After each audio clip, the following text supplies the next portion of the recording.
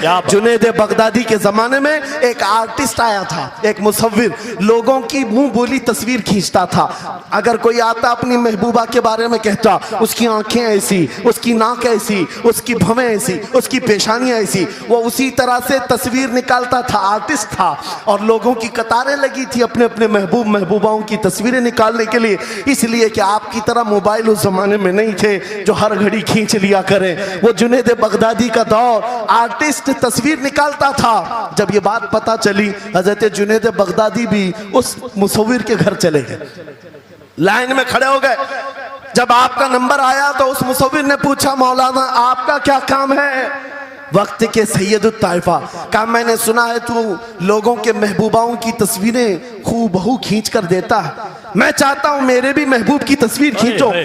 वाह वाह। तो उसने कहा बताओ, कलम लिया, बैठा, बताइए आपके महबूब का हुलिया क्या है? जुनैद बगदादी कहने लगे, मेरा महबूब कायनात का सबसे हसीन चेहरा रखने वाला, जिसकी भवें ऐसी थी, जिसके गाल ऐसे थे, जिसकी पेशानी ऐसी थी, जिसके हाथ ऐसे, जिसके पैर ऐसे। उस मुसव्विर ने पूछा, बताओ नाम क्या है? जुनैद बगदादी ने कहा, मुहम्मदुर रसूलुल्लाह। उस मुसव्विर ने कहा, रुको जरा, ये तस्वीर तो ऑलरेडी मेरे पास बनी बनाई रखी है। जुनैद बगदादी ने कहा, ये कैसे? लोगों की ऑर्डर पर तू तस्वीर बनाता है, मेरे महबूब की तस्वीर पहले से कैसे रखी है? उस मुसव्विर ने कहा, बात दरअसल ये है, आप जिससे मोहब्बत करते मैं भी उससे मोहब्बत करता हूँ, हम दोनों का महबूब एक है, इसलिए तस्वीर पहले से बनी रखी है। जुनैद बगदादी ने कहा, अच्छा लाओ तो जरा हमारे महबूब की तस्वीर देख तो ले। वो मुसव्विर अंदर गया और कुरान पाक ला करके जुनैद बगदादी के सामने रखा और कहा, जुनैद क्या ये मेरे नबी की तस्वीर नहीं है? आंखें देखना हो तो पढ़ो, मा ज़ागल बसर हुआ मा तगा, चेहरा देखना हो तो पढ़ो, वद्दुहा वल्लैलि इज़ा सजा, हाथ देखना हो तो पढ़ो, वमा रमैत इज़ रमैत वलाकिन्नल्लाह रमा, अगर कदम देखना हो तो पढ़ो, ला उक़सिमु बिहादल बलद व अंत हिल्लुम बिहादल बलद, अगर सीना देखना हो तो पढ़ो, अलम नशरह लक सदरक व वदअना अन्का विज़रक, अगर इस नबी की गुफ्तार देखना हो पढ़ो, वमा यंतिकु अनिल हवा इन हुवा इल्ला वहयु यूहा, इस महबूब की अताएं देखना हो तो पढ़ो, इन्ना आतैना कल कौसर। बाबा नारे तकबीर, नारे रिसालत, फैज़ाने कुरान मुक़द्दस। हमारा शिवा है पूरी दुनिया में कि सिर्फ और सिर्फ रसूल पाक की गुलाम कौम ऐसी है जो 1 मिनट में पूरा सन्नाटा तारी कर सकती है। किसी ने एक साहब से पूछा था, वेल ट्रेन्ड फौज जो होती है, चाहे वो अमेरिका की हो कि रशिया की हो कि जापान की हो, चाइना की हो, उनसे पूछा गया कि अगर 10,000 फौज को सफों में खड़ा करना हो और उनको रेडी करना हो तो आपको कितना टाइम लगेगा? किसी के बारे में कहा कि अमेरिकी फौज के लिए हमें 4 घंटे लग जाएंगे, हम तरतीब दे देंगे। रशियन फौज के लिए 3 घंटे लग जाएंगे, चाइनीज और एक्टिव हैं, 2 घंटे में अपनी सफे तरतीब कर लेंगे। उस मुसलमान दानिश्वर ने कहा, अल्लाह का करोड़ों एहसान है, 1 लाख से ज्यादा का मजमा होता है हरम काबा में भी और हरम रसूल में भी। इमाम सिर्फ 1 मिनट में कहता है सफे दुरुस्त कर लो, किसी को डंडा मारने की जरूरत नहीं, सबकी सफे खुद दुरुस्त होती है। ये कौम है जो अपनी सफे खुद दुरुस्त करती है। मस्जिदों में, जुमा में, ईदगाह में जाकर कोई लकड़ी लेकर नहीं फिरता कि अपनी अपनी सफे दुरुस्त कर लो। हर एक को इतना शऊर है कि अपनी सफे कैसे दुरुस्त की जाती है। जब आपको अल्लाह ताला ने ये नेमत अता की है, मस्जिदों में सफे दुरुस्त कर सकते हैं 1 मिनट के अंदर, ईदगाह में 1 मिनट में हमारी सब दुरुस्त हो सकती है। ऐ नौजवानों, दुनिया को ये बताओ, सिर्फ मस्जिद और ईदगाह नहीं, दुनिया के हर मैदान में हम अपनी सफे दुरुस्त कर सकते हैं। सुभान अल्लाह, हर मैदान में हमारी सब दुरुस्त हो सकती है। ये अल्लाह की तरफ से दी हुई बहुत बड़ी नेमत है। बस अब मजमा जो खामोश है और मुतवज्जे है, अब मेरी बात को आगे मैं बढ़ाता हूं, तवज्जो से सुने। कुरानी उलूम के मुताल्लिक आपके सामने चंद बातें रखूंगा, इसलिए कि मुझे कहा गया बड़ा पढ़ा लिखा मजमा है और मुसलमान के लिए पढ़ा लिखा होना बहुत लाजिम है, इसलिए कि जिहालत इस्लाम का अपोजिट है। जिहालत इस्लाम का अपोजिट है।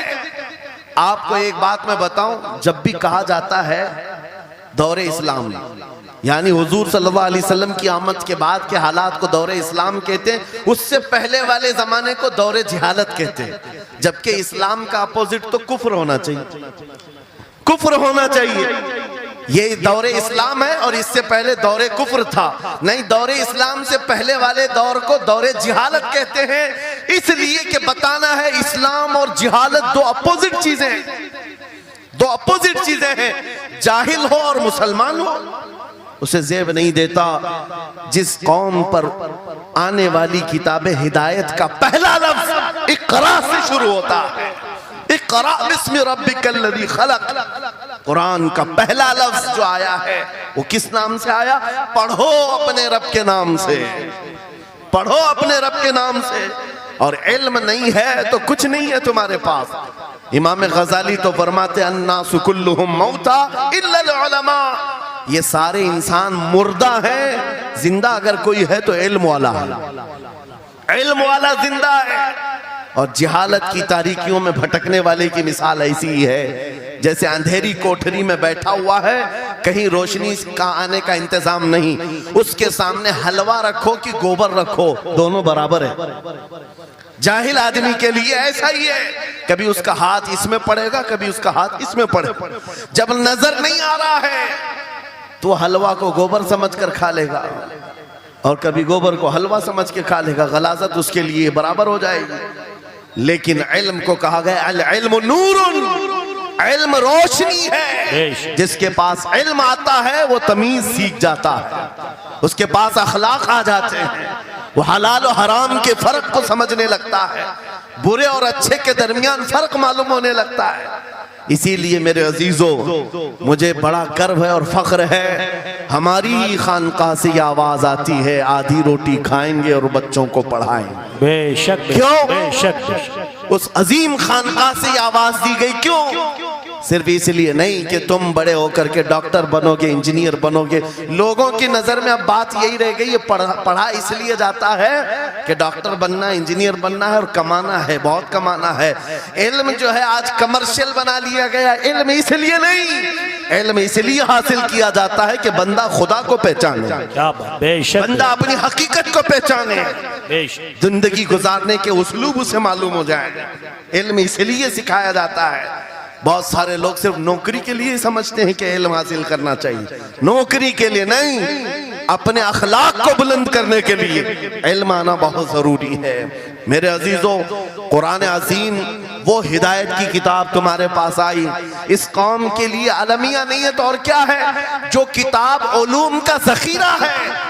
आज दुनिया उस किताब पर रिसर्च कर करके नए इल्म और फनून हासिल कर रही है। उस किताब को तो हम मुर्दों पर पढ़ने के लिए रखे हैं। वो कुरान अज़ीम जो हिदायत की किताब और सारे उलूम का सर चश्मा है, उस किताब को कहाँ पढ़ते हैं? मैयतों पर। किसी का इंतकाल हो गया तो तीजे में पढ़ेंगे, चहलुम में पढ़ेंगे, 9वें में 20वें में पढ़ेंगे। वो ईसाले सवाब के लिए सिर्फ रखा गया। और उससे थोड़ा आगे बढ़ गए तो कसम खाने के लिए कुरान। आओ चलो हम कसम खाते कुरान पे हाथ रख करके, कुरान पे हाथ रख के। मियाँ क्या कुरान कसम खाने की किताब है? कुरान की वो आयत मैंने सबसे पहले पढ़ी, अल्लाह फरमाता ज़ालिकल किताबु ला रैब फीही, ये वो किताब है जिसमें शक की गुंजाइश नहीं, और ये हिदायत है परहेजगारों के लिए। और कुरान में 3 जगह ये लफ्ज आया है, हुदल लिन्नास, हुदल लिल मुमिनीन, हुदल लिल मुत्तकीन। ये सारे इंसानों के लिए भी हिदायत है, ये सारे ईमान वालों के लिए भी हिदायत है और परहेजगारों के लिए भी हिदायत है। सब हिदायत अलग अलग अंदाज से हासिल करते हैं। बारिश एक ही है बरसने वाली, जमीनें अलग अलग हैं। बहुत नरम जमीन हो तो वो जमीन बारिश से फायदा ज्यादा उठाती है, और थोड़ी सी ओबड़ खाबड़ जमीन हो तो वहां से फायदा कम आता है। बारिश एक ही है, कुरान बारिश हिदायत है। जिसके दिल की जमीन जितनी नरम होगी उतना वो उससे हिदायत उठाएगा। सुभान अल्लाह, बेशक, उतना उससे फायदा उठाएगा। और आज हालात ये हैं, ऐ नौजवानों अपने दिल पर हाथ रख करके बताओ, कुरान कितने लोगों ने पढ़ा है? कुरान कितने लोगों ने पढ़ा? मैं हाथ नहीं उठवाता, किसी भी बात पर हाथ मत उठाया करो, ना ही झूठे हाथ उठाना है, ना सच्चे हाथ उठाना है, ना ही किसी और को शर्मिंदा करना है। अपने दिल पे हाथ रख करके बताओ कुरान कितनी मर्तबा पढ़ लिया। क्योंकि कुरान पाक, बहुत सारे लोग ये समझते हैं मदरसे में बचपन में एक बार पढ़ लिया तो उसका हदिया हो गया, खत्म हो गया है, अब इसके बाद फिर हमारी मैयत पे ही पढ़ा जाएगा। इसलिए तो कुरान के उलूम से नावाकिफ हो गए। अरे समझना तो दूर की बात, देख करके पढ़ना भी मुश्किल है। आज लोगों का देख कर पढ़ना मुश्किल हो गया कुरान। तुम्हारे पास बहुत सारी किताबें नहीं है, बहुत सारे ग्रंथ नहीं, बहुत सारे वेद नहीं है जिनका शुमार ही नहीं है। तुम्हारे पास ओनली वन, एक किताब कुरान पाक, ऐसी महफूज किताब जिसके बारे में अल्लाह ताला खुद फरमाता है सूरह कमर में, वलक़द यस्सरनल कुरआन लिज़िक्रि फहल मिन मुद्दकिर। हमने कुरान को याद करने के लिए आसान बनाया है कोई याद करने वाला? 4 बार यह आयत अल्लाह ताला फरमाता है कोई याद करने वाला? अल्लाह जब फरमा रहा है कुरान आसान है तो कौन कहता है ये मुश्किल है? हमने खुद अपने हाथों तबाही को दावत दी है। दर्स कुरान को अगर हमने न भुलाया होता, ये जमाने ने जमाना न दिखाया होता, वो जमाने में मुअज़्ज़ज़ थे मुसलमान होकर, आज हम खार हुए हैं तारीके कुरान होकर। आज हम छोड़े बैठे हुए हैं। कुरान अजीम को छोड़कर बैठना कितनी बड़ी गुमराही है। आज हालात ऐसे आ गए कि कुरान को बदलने की बातें होने लग गई। क्यों? तुम उठाते ही नहीं। 26 आयतें निकाल दो, 25 आयतें निकाल दो, इसमें ये बातें, उसमें वो बातें हैं। मुसलमान को तो पता भी नहीं है कौन सी आयतों के बारे में ये वावेला मचाया जा रहा है। अरे तुम पढ़ो, तुम्हारे लिए कुरान आया है। ये जितनी भी कॉन्फ्रेंसें हैं, मैं समझता हूं इसके बदले हर जगह सुबह व शाम कुरान पढ़ने और पढ़ाने का इंतजाम हो जाए। इस तरह के हजारों जलसों से वो अफजल है। क्योंकि ये मैं नहीं कह रहा हूं, मेरे आका फरमाते हैं खैरुकुम मन तअल्लमल कुरान व अल्लमा। तुम में से सबसे बेहतरीन आदमी वो है जो कुरान सीखे और दूसरे को सिखाए। बेशक बेशक, सबसे बेहतरीन आदमी वो है कुरान को सीखे और दूसरे को सिखाए। आज नौजवानों के अंदर एक बड़ी तादाद मुझे देखने को मिलती है, उनको छोटी छोटी सूरतें भी नहीं मालूम, कुरान देख करके पढ़ना भी नहीं आता। बचपन में हमारे माँ बाप ने हमको सीने से लगा करके कुरान मदरसा भेजने की आदत डाली थी, और जब स्कूल जाते थे तो बस्ता पीछे लगा के जाते थे।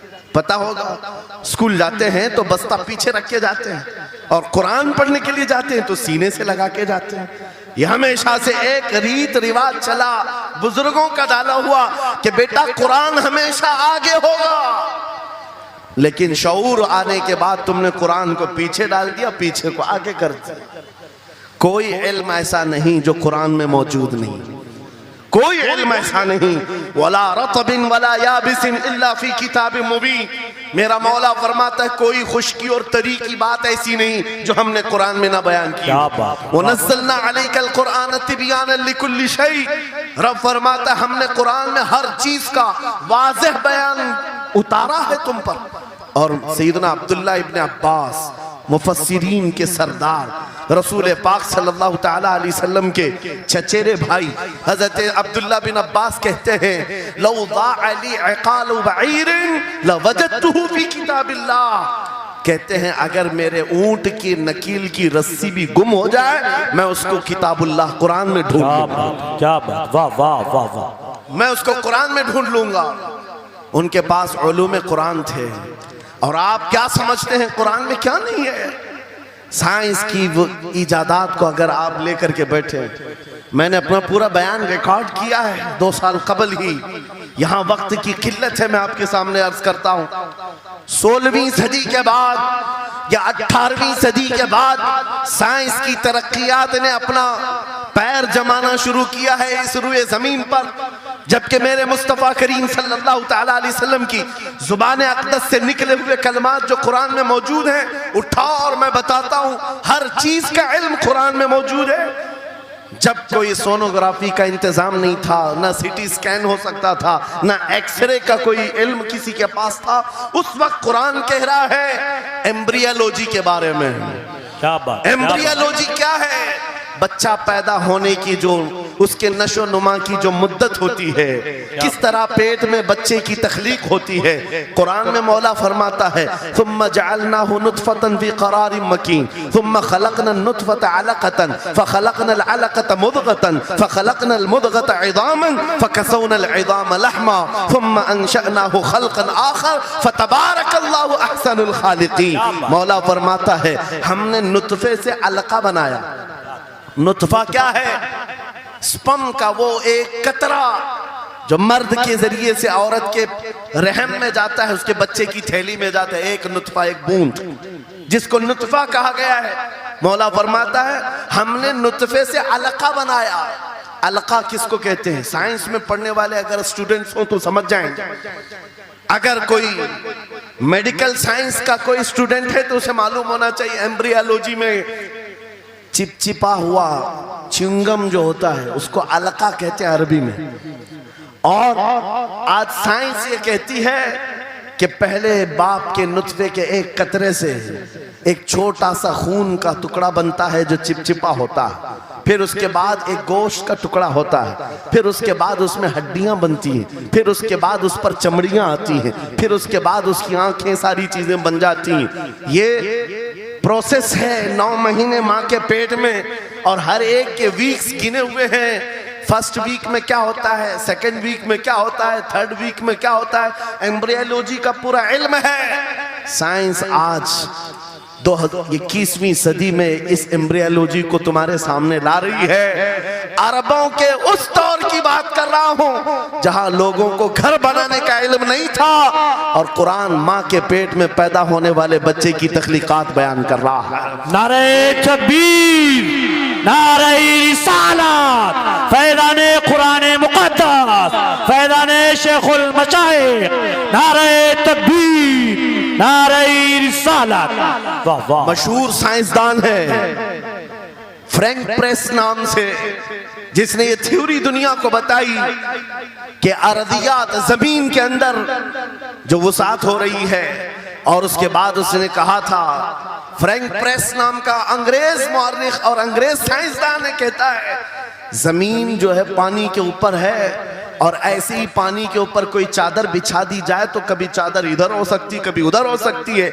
इस चादर को मजबूत रखने के लिए इस पर पहाड़ों का होना बहुत जरूरी है। ये 19वीं सदी में फ्रैंक प्रेस कह रहा है, और मेरा मौला कुरान में फरमाता है, अल्लाह ताला फरमाता है वल जिबाल औतादा, हमने पहाड़ों को मेख बना करके जमीन पर गाड़ा। क्या बात, वाह वाह, बेशक कि जमीन को हिलने नहीं देते पहाड़। अर्दियात का इल्म, एस्ट्रोनॉमी के बारे में, एस्ट्रोलॉजी के बारे में कुरान में मौजूद उलूम आप पढ़ो। जूलॉजी के बारे में, जानवरों के उलूम के बारे में कुरान में पढ़ो। रब ताला परिंदों के उन अशकाल के बारे में बयान फरमा रहा है, ये झुंड के झुंड जाते हैं, जमात की जमात होती हैं। चूंटियों के बारे में पूरी सूरह मौजूद है, इनके खाना तकसीम करने का तरीका क्या है, इनके एक दूसरे को पुकारने का तरीका क्या है, इनमें जब एक चूंटी मर जाती है तो उसको दफनाने का तरीका क्या है। ये कौन बयान कर रहा है? ये कुरान बयान कर रहा है, कुरान पाक बयान कर रहा है। जब तरक्कियात इस कदर आगे आ गई कि मशीनों के सहारे से आज जर्रे को देखा जाता है, परखा जाता है, और फिर दुनिया को बताया जाता है ये हमारी तहकीक है, और कुरान उस जमाने में बयान कर रहा है। मेरे अजीजों, एक बात बताता हूँ, 18वें पारे में सूरह नूर में एक आयत आई है, उस आयत के बारे में मैं बताता हूँ बाद में। लेकिन 18वीं सदी में एक साइंसदान जो अमेरिका की सफर पर था, उसने अटलांटिक ओशियन में एक जगह ऐसी देखी जहां पर इतना अंधेरा है कि हाथ निकालो तो भी नजर नहीं आए, सूरज की रोशनी भी नहीं पड़ती। वापस आकर के उसने कहा मैंने एक ऐसी जगह दरियाफ्त की है जहां सूरज की रोशनी ही नहीं पड़ती और अपनी आंखों को कुछ नजर नहीं आता। अगर हाथ निकाल करके देखो, समंदर के बीचों बीच अटलांटिक ओशियन, ये कोई तालाब का नाम नहीं है, ये लंबा सफर तय करके कोई एक जगह को ढूंढ लिया एक साइंसदान और आकर के दुनिया को बता रहा है मैंने एक ऐसी जगह मालूम की जहां पर खूब अंधेरा होता है, हाथ भी नजर नहीं आता। जब वो आकर के बताता है, एक आलिम रब्बानी ने कुरान की आयत पढ़ी। मौला कुरान में फरमाता है इज़ा अखरज यदहु लम यकद यराहा व मन लम यजअलिल्लाहु लहू नूरन फमा लहू मिन नूर। कुरान में अल्लाह फरमाता ज़ुलुमातुम बअदुहा फौक़ बअद। एक जगह हमने ऐसी बनाई है जहां अंधेरियों पर अंधेरियां हैं, जहां हाथ भी निकालोगे तो हाथ नजर नहीं आएगा। कुरान में 1400 साल पहले ये जब बात आई, उस साइंसदान को बताया गया, ये तो अल्लाह ने कुरान में बयान किया है। अब और ताज्जुब की बात क्या है सुनो। वो आया साइंटिस्ट, कहा ये किसकी बयान की हुई किताब है? कहा मोहम्मद रसूलुल्लाह की, मक्का में पैदा हुए, मदीने में जिंदगी गुजारी आकीब दिन की। उसने कहा मैं उनके बारे में जानना चाहता हूँ। हो सकता है वो समंदरों के बहुत बड़े माहिर थे, वो समंदरी उलूम के बारे में बहुत कुछ जानते थे। उन्होंने जिंदगी का बहुत सारा हिस्सा समंदरों के सफर में गुजारा होगा। उस जमाने में उनको अटलांटिक ओशियन में मौजूद ये अंधेरा कैसे पता चला? ताज्जुब की बात है, हैरत की बात है। जब उस साइंसदान से कहा गया ए अजीज, हकीकी बात तो यह है कि पूरी 63 साला जिंदगी में मेरे आका एक बार भी समंदर के पास नहीं गए, एक बार भी इत्तेफाक नहीं हुआ। तब वो कहता है जो बंदा कभी समंदर के सफर पर गया ही नहीं और वो अटलांटिक ओशियन में मौजूद अंधेरियों की बात करता है तो फिर ये अपने पेट से नहीं, ये अल्लाह की बात कर रहा है। क्या बात, बेशक बेशक, ये खालिक़े समंदर की बात कर रहा है, जिसने वो अंधेरियां पैदा की। मेरे अजीजों, आपसे मेरा खिताब इसलिए है कि जो ज़ख़ीरे अल्लाह ताला ने हमारी किताब मुक़द्दस में रखे हैं, इसको हल करते करते लोगों के बाल सफ़ेद हो गए। और तुम तो अखलाक सीखने के लिए ऐसे लोगों के पास जाते हो जिनको पेशाब करने का तरीका नहीं मालूम। क्या बात, बेशक। कुरान के उलूम क्या कम है तुम्हारे पास? अब मैं आता हूँ, ये तो साइंसी बातें हो गई। मैथमेटिक्स तो पूरा कुरान में इतना है, बयान करते करते मैं सुबह कर डालूं।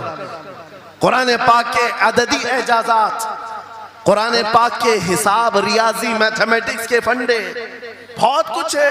फिजिक्स के बारे में है, ज्योग्राफी के बारे में है, अलजिब्रा के बारे में है, साइंस के बारे में है। ये तमाम उलूम तो एक मिसाल के तौर पर मैं आपके सामने रख रहा हूँ। लेकिन अफसोस मैं उस कौम से बात कर रहा हूँ जिस कौम ने कुरान को छूना भी बंद कर दिया है। जाकर के देखें, आज ही जाकर के देखें घरों के अंदर तुम्हारे टीवी, फ्रिज और वॉशिंग मशीन तो धूल से साफ होंगे, रोजाना साफ करते होंगे। कुरान को हफ्ते हो गए कभी छुआ भी नहीं, गर्द जमी हुई, धूल लगी हुई है। कुरान के साथ ये नाइंसाफी बंद कर दो, कुरान के साथ ये दोहरा मेयार बंद करो। आपको पता है क़यामत के दिन मेरे आका फरमाते हैं जो दो चीजें जिसकी हिमायत में आ गई उसको जन्नत में जाने से कोई नहीं रोकेगा, और दो चीजें जिसके खिलाफ खड़ी हो गई फिर उसको दोज़ख में जाने से भी कोई नहीं रोक सकता।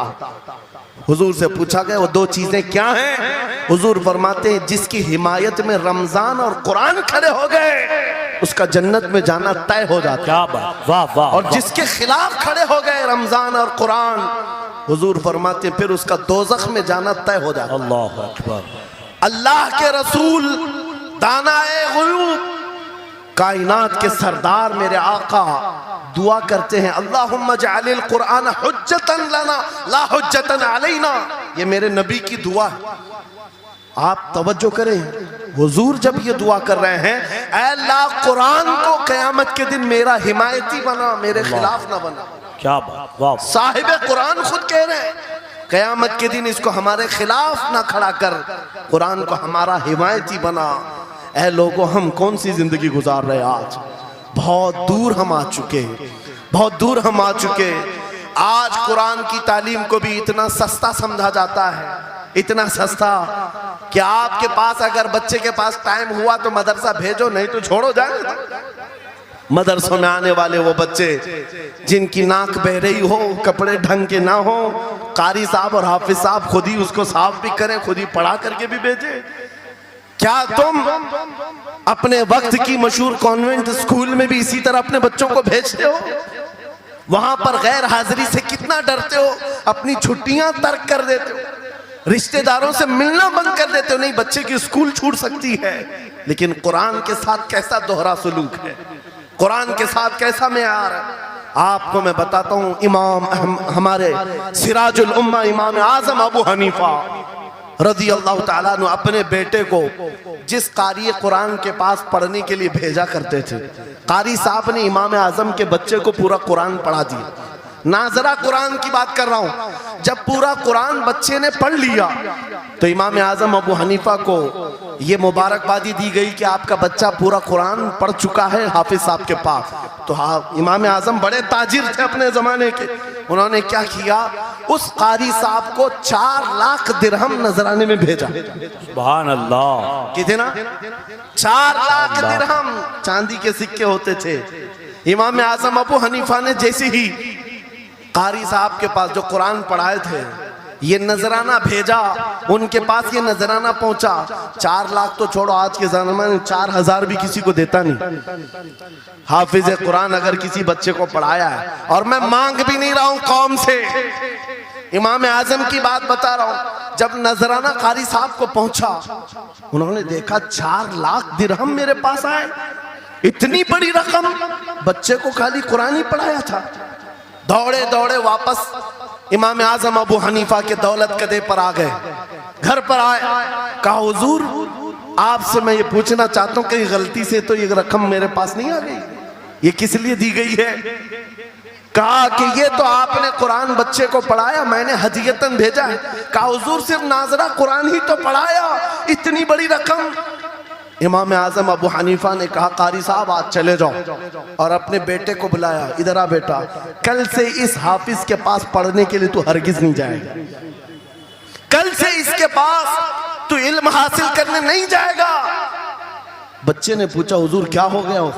कहा जो बंदा मेरे 4 लाख दिरहम को कुरान से बड़ा समझता है, मैं उसके पास अपने बेटे को नहीं पढ़ा सकता। वाह, मैंने तो कुरान का एक हर्फ की कीमत नहीं अदा की, उसने कुरान के ऊपर मेरी रकम को समझ लिया। आज हमने कुरान को कहां समझ लिया है? वो इमाम आजम अबू हनीफा फरमाते हैं, जो कुरान से ज्यादा माल को अहमियत देता है उसके पास बच्चों को पढ़ाओ भी मत, ना पढ़ाओ। अजीजा ने गिरामी वक़ार, हमारा ये दोहरा सलूक, हमारा ये दोहरा मेयार, कुरान के साथ जो हमारी नाइंसाफी है, हमें अखलाकी पस्ती में लाकर खड़ा कर चुकी है, अखलाकी पस्ती में लाकर खड़ा कर चुकी है। अरे हम देख रहे हैं आयरा गैरा नत्तू खेरा हमें सिखाने आ रहा है, बढ़ाने आ रहा है कि तुम्हें डेवलपमेंट के बहुत सारी चीजें बताई जाती हैं कि तुम्हारी पर्सनालिटी डेवलपमेंट क्या होती है। अलीगढ़ वाले तो नौजवान बहुत सारे जो स्टूडेंट्स हैं जानते होंगे, बीए कर लिया, एमए कर लिया, बीकॉम कर लिया, या कुछ भी कर लिया, डिग्री हासिल कर लिया। बड़ी बड़ी कंपनियां आज पूछती हैं कि इसके पास पर्सनालिटी डेवलपमेंट है या नहीं। ये क्या है पर्सनालिटी डेवलपमेंट? कुछ बड़े बड़े शहरों के नौजवान हमारे पास आए थे, कहा हम कोर्स कर रहे हैं। कहा मैंने पूछा इसमें होता क्या है? कहा इसमें सिखाया जाता है बैठना कैसा है, लोगों से मिलना कैसे है, खाने के लिए बैठे तो चम्मच कहाँ रखना है, बर्तन कहाँ रखना है, लोगों से हैंडशेक कैसे करना है, ये सारी चीजें सिखाई जाती हैं। मैं नौजवानों से पूछा कि अच्छा कितने महीने का? कहा कहीं 6 महीने का, कहीं साल भर का। कहा अफसोस है उस कौम पर जिसका रसूल आया था ये कहते हुए, बुइस्तु लिउतम्मिम मकारिमल अखलाक, मैं सबसे बुलंद अखलाक सिखाने के लिए दुनिया में आया हूँ। उस रसूल की उम्मत आज ऐसे लोगों के पास अखलाक सीखने जा रही है जिसको हलाल और हराम की तमीज नहीं, जिसको खड़े होकर पेशाब करने में फख्र लगता हो, उसके पास तो ये अखलाक सीखने जा रहे हैं, पर्सनैलिटी डेवलपमेंट सीखने जा रहे हैं। और मैं तुम्हें बताता हूं कुरानी अखलाक क्या है। मौला करीम ने अपने हबीब को जो बयान किया है, सूरे लुकमान उठाओ, बाप अपने बेटे को नसीहत क्या क्या करता है, अगर 3 आयतें भी पढ़ लो तुम्हारी जिंदगी सुधर जाएगी। लुकमान हकीम अपने बेटे से कहते हैं, या बुनय्या अक़िमिस सलात वअमुर बिल मारूफ वन्हा अनिल मुनकर वस्बिर अला मा असाबक, ऐ बेटा नमाज पढ़ा कर, बुराइयों से बचा कर, अच्छाइयों की बात कर, जो मुसीबत आए उस पर सब्र कर। ये सिर्फ जुमले नहीं है, ये जुमले नहीं है, लुकमान हकीम ने अपने बेटे को जो डराया था, कुरान कहता है या बुनय्या इन्नहा इन तकु मिस्काल हब्बतिन मिन खरदलिन फतकुन फी सखरतिन औ फी समाई औ फिल अर्दी याति बिहल्लाह। आज हर बाप को चाहिए कि ये नसीहत अपने बेटे को करे। क्या बात, हर बाप अपने बच्चे को ये बात बताए, सुनो क्या लुकमान कहते हैं, बेटा बुराई अगर तूने कर लिया, ये मत समझना कि मैं रात के अंधेरे में छुप कर लिया। आज तुम्हारे हाथ में मोबाइल गुनाहों का अड्डा बन करके आया है। सिर्फ एक टच स्क्रीन पर सारी दुनिया तुम्हारे सामने नंगी नाचती हुई नजर आती है। कितने नौजवानों ने अपने अखलाक का कत्ल कर लिया है, उनकी आंखें हया से नापाक हो गई हैं। कितने लोगों ने अपना नूर ईमान बेच दिया मोबाइल की स्क्रीन पर चलने वाली इन बेहया तस्वीरों पर। कितने तो फरेफ्ता हो गए, कितने जवानी बर्बाद कर चुके। तुम क्या समझते हो मेरे अजीजों? एक जवान ने मुझे बताया था, रात के वक्त मैं तन्हा मोबाइल लेकर बैठा था, अचानक पर्दा हिला तो डर लगा, जल्दी से स्क्रीन ऑफ किया, बैठा। मुझे लगा माँ आई होगी, बाप आया हो, कोई आया होगा, लेकिन कोई नहीं। पर्दा हिला, एक बिल्ली आई थी, इससे भी डर लग गया। मैंने कहा पर्दे के हिलने से इतना डर है कि कोई आ जाए, तेरा ईमान कहां गया? वो मौला कहता है यअलमु खाइनतल अयुनि वमा तुख्फी सुदूर। वो रब तुम्हारे दिलों में गुजरने वाले हालात को भी देख रहा है, बेशक तुम्हारी आंखों की खयानत को भी वो देख रहा है। जब तुम्हारा यकीन ही खत्म हो गया तो क्या करोगे? इसीलिए अरबी का मशहूर मकौला है, इज़ा लम तस्तही फफ़अल मा शिअत वस्ना मा शिअत। जब तुम्हारे अंदर से हया निकल जाए तो जो चाहे करो, जो चाहे कर लो। आज लुकमान हकीम की वो बात मैं पेश कर रहा था, आयत मुकम्मल करता हूँ। बाप अपने बेटे से कहता है, अगर बुराई कर लिया तूने, अगर बेहयाई हो गई, ये मत समझ के बहुत छुप करके किया। आज से 4000 साल पहले लुकमान हकीम कह रहे हैं अपने बेटे से, अगर बुराई तो आसमानों में जाकर करेगा, या पहाड़ के अंदर घुस कर करे, या जमीन के अंदर जाकर करे, कहीं पर भी कर ले। जबकि ये तीनों चीजें उनके जमाने में नहीं थी। न पहाड़ों के अंदर जाकर के करने का तसव्वुर, न जमीनों के अंदर जाने का, न आसमानों में उड़ने का तसव्वुर। ये सब आज के दौर में मुमकिन है। और लुकमान हकीम कहते हैं, अगर तू इन सब जगहों पर जाकर कहीं पर भी करेगा, याति बिहल्लाह, अल्लाह वो तेरे सामने लेके आएगा। बेशक फमन यअमल मिस्काल ज़र्रतिन खैरन यरा वमन यअमल मिस्काल ज़र्रतिन शर्रन यरा। तुम अगर राई के दाने के बराबर भी नेकी करो, अल्लाह वो तुम्हें दिखाएगा। राई के दाने के बराबर भी बुराई करो, अल्लाह तुम्हें दिखाएगा। अखलाक सीखने के लिए दूसरी जगह जाते हो, अगर ये फार्मूला किसी को याद हो जाए, मैं कहता हूँ सारे सीसीटीवी कैमरे बंद हो जाए। इस बंदे को कोई बहका नहीं सकता, जिसके दिल में सिर्फ इतना ख्याल है कि मेरा मौला मुझे देख रहा है, बेशक बेशक मेरा रब मुझे देख रहा है। उसकी निगरानी के लिए किसी कैमरे की जरूरत नहीं, किसी सीसीटीवी की जरूरत नहीं। अजीजा ने गिरामी वक़ार, बच्चों के दिलों में अखलाक बाद में आएंगे, अल्लाह का खौफ उनके दिल में डालो। अल्लाह देख रहा है, एक दिन तुम्हें हाजिर होना है, सब लाया जाएगा, सब लाया जाएगा। जो कुछ किया था, जो कुछ कहा था, सब लाया जाएगा। लुकमान हकीम ने अपने बेटे को अखलाक सिखाया।